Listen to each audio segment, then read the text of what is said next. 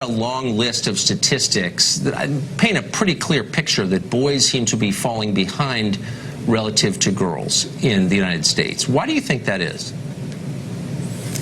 I think that that's partly a consequence of directed policy.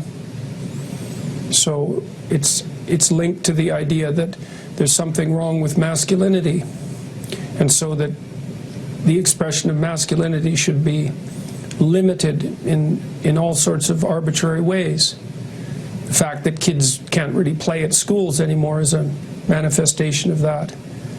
The fact that male behavior is often diagnosed as attention deficit disordered, for example, is a manifestation of that.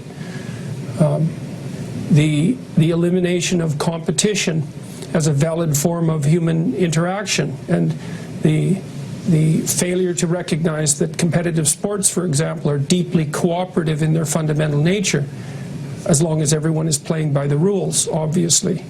So there's that's a large part of it.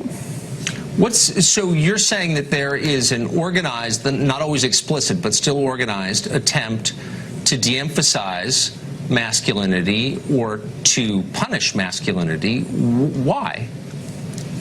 Because it's easy to mistake masculine competence for the tyranny that hypothetically drives the patriarchy. It's part of an ideological worldview that sees the entire history of mankind as the oppression of women by men, which is a dreadful way of looking at the world, a very pathological way of looking at the world. It's not like men and women always get along any more than men and men get along, or women and women for that matter.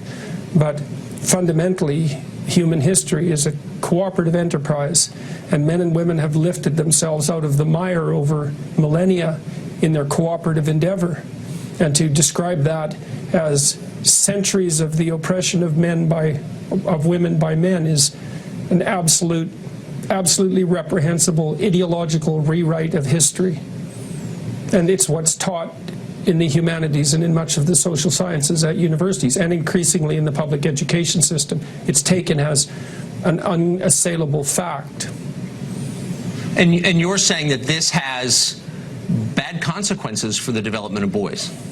Well, how could you feel good about that?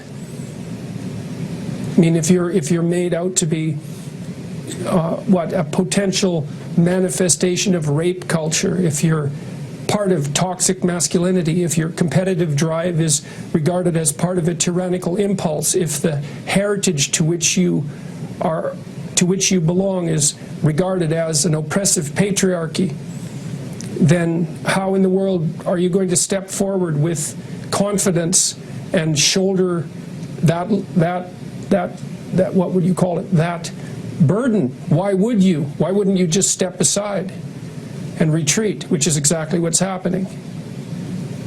But if men are so aggressive and bent on domination, on establishing a patriarchy, why have they stepped back and allowed this to happen? Yeah, well, I guess that's a good question, isn't it?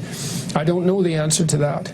I don't know if they are precisely allowing it to happen. It's very insidious, the ideological movement that's driving this, part of the radical left.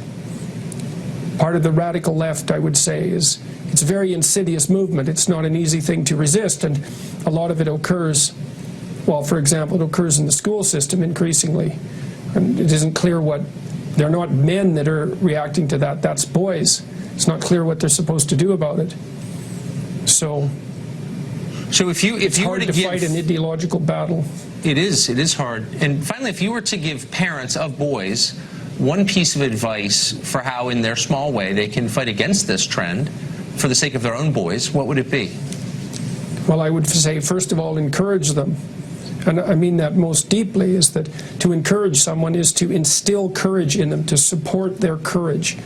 And that doesn't mean protect them from what's dangerous. It means teach them how to be competent and teach them that they can rely on themselves to prevail, even in the darkest of circumstances. That's part of it. Yes. I would say as well, more specifically, and this is specific advice for parents, if you have your children in a school and they talk about equity, and there's a class and they talk about equity, diversity, inclusivity, white privilege, systemic racism, any of that, you take your children out of the class. They're not being educated, they're being indoctrinated. And there's absolutely no excuse for it. I agree with that completely. You might run out of schools pretty quickly, though, here in this country. That would be just fine. The sooner the better. Jordan Peterson, it's hard to express my gratitude to you for telling the truth as you do. Thank you very much for that. We will make America great again.